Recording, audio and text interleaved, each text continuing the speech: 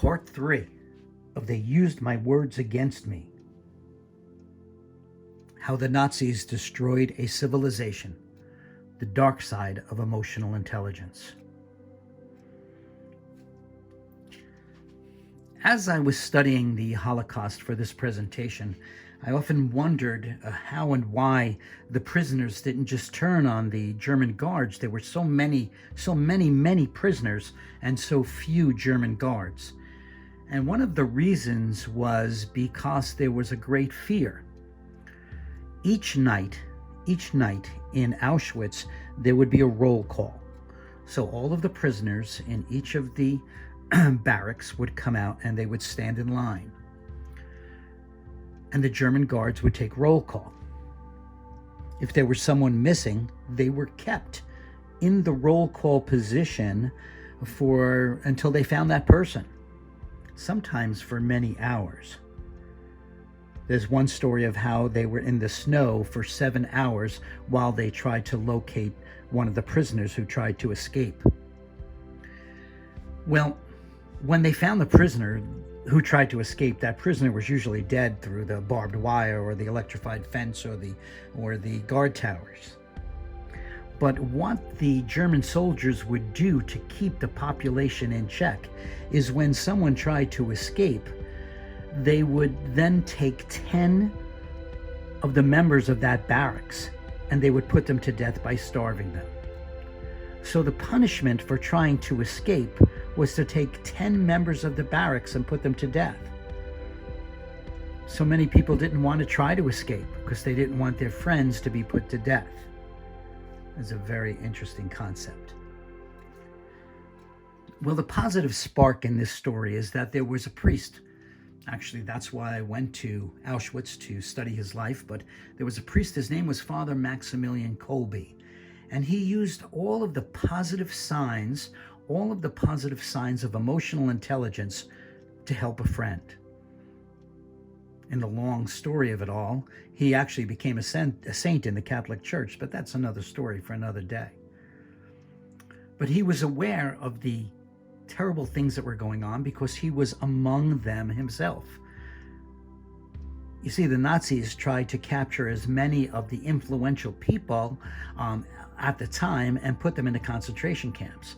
So if you were a political person, or if you were a priest or someone that people looked up to, a doctor, they would capture you and put you in Auschwitz so that you would not influence people outside to rise up against them. Well, here is the story of Father Maximilian Kolbe. Remember, prisoners who tried to escape were executed, and then 10 people from the barracks would be starved to death in punishment for those people who tried to escape. They might not even be there. They may have already been gone. This was a technique that the German soldiers used to keep prisoners in line. Well, one evening, one of the prisoners was missing, and there was a roll call, and they decided to select 10 people. They selected one man, Franziska Gdanowitz, who was selected, and he cried. He said, "My wife, my children, I have wife, my children, please don't put me to death."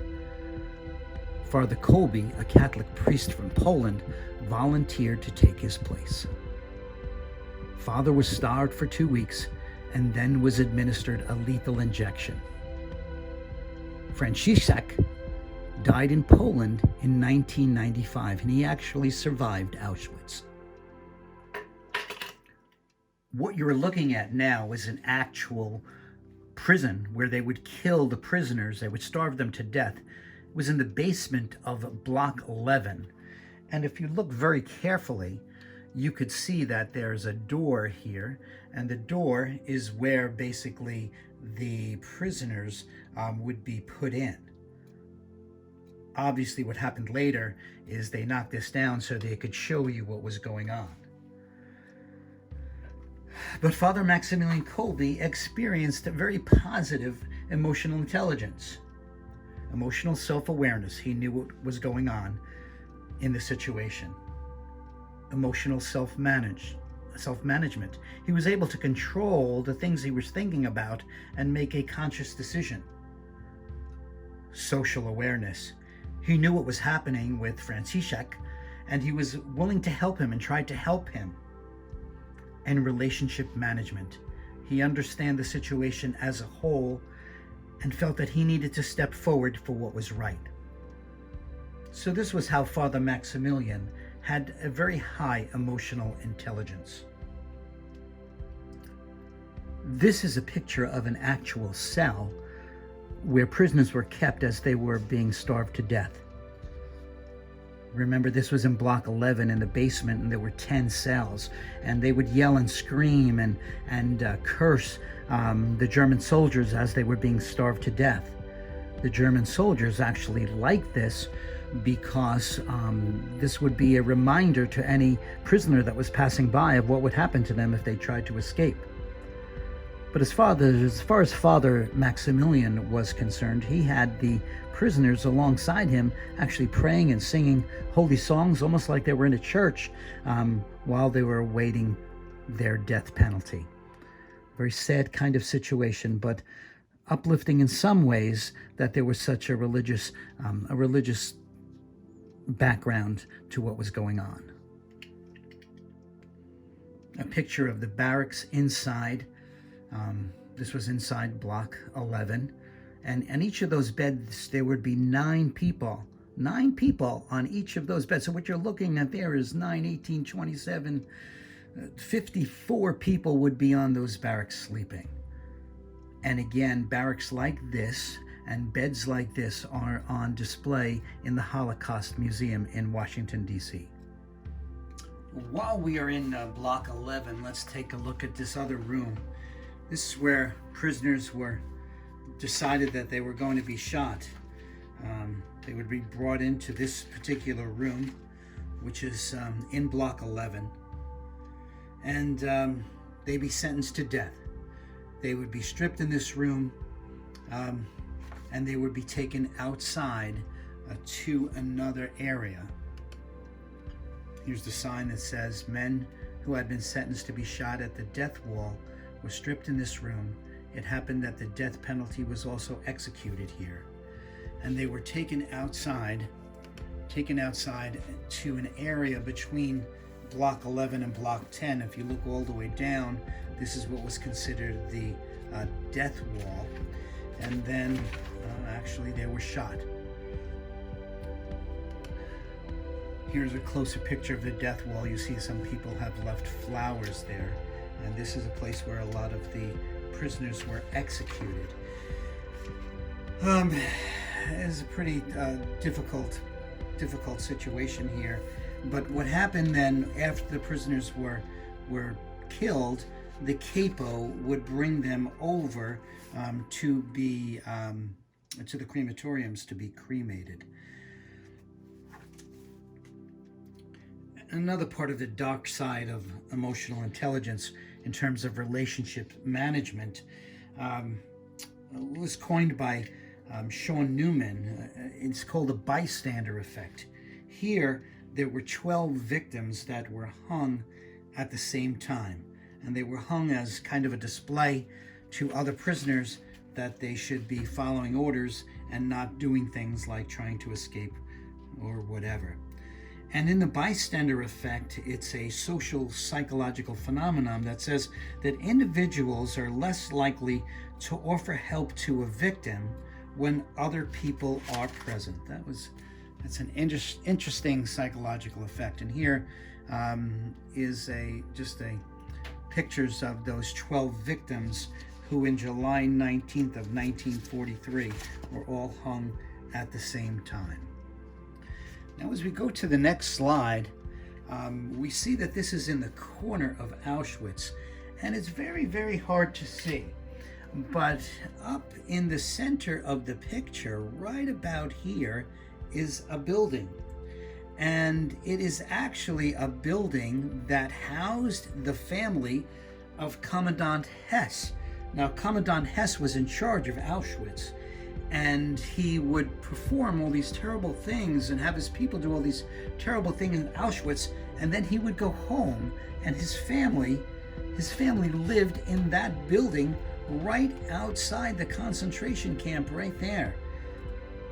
The people who took care of his children actually said that he was a pretty good father, but holy cow.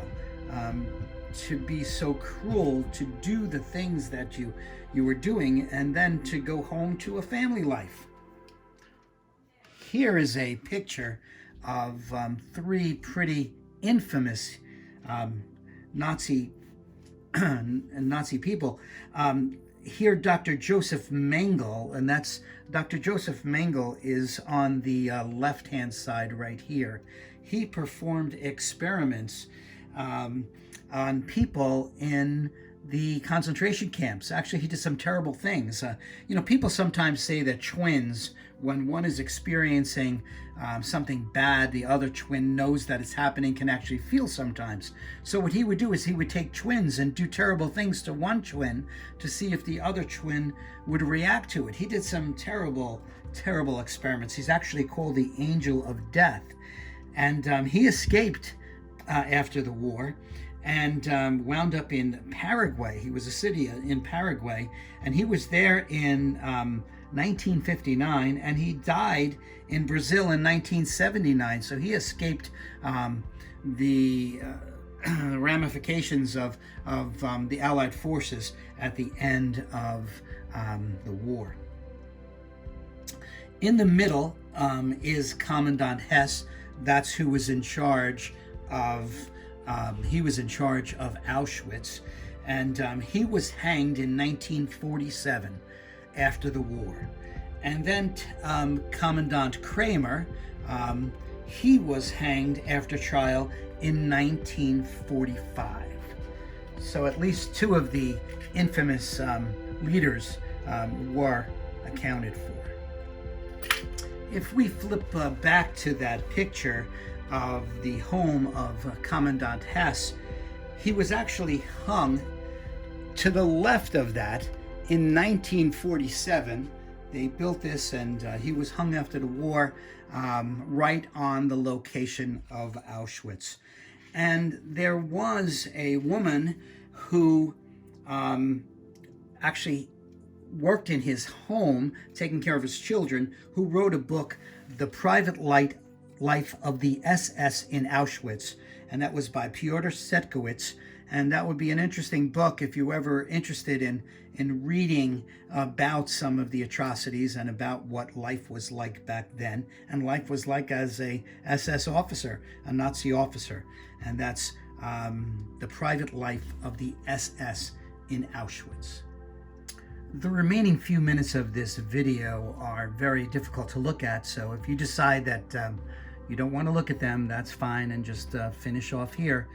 But these are pictures that were given to me by a very good friend. His name is Mark, and he had a friend from France whose name was Michel or Michael, and he was on tour actually after the liberation of Buchenwald. He was on tour with several reporters to try to see what actually happened, some of the things that actually happened, and captured it on film. I would like to scroll through some of the pictures that Michael had taken of the liberation of Buchenwald. Some of these pictures are very difficult to look at. And again, they were never published.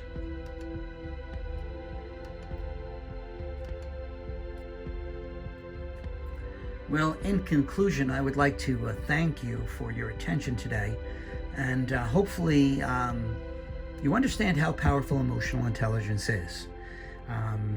It can make you very successful, and sometimes, as we saw on the dark side, it can do that in a very negative way. But if your EQ, your emotional intelligence, is high, you will be successful. So try to remember that.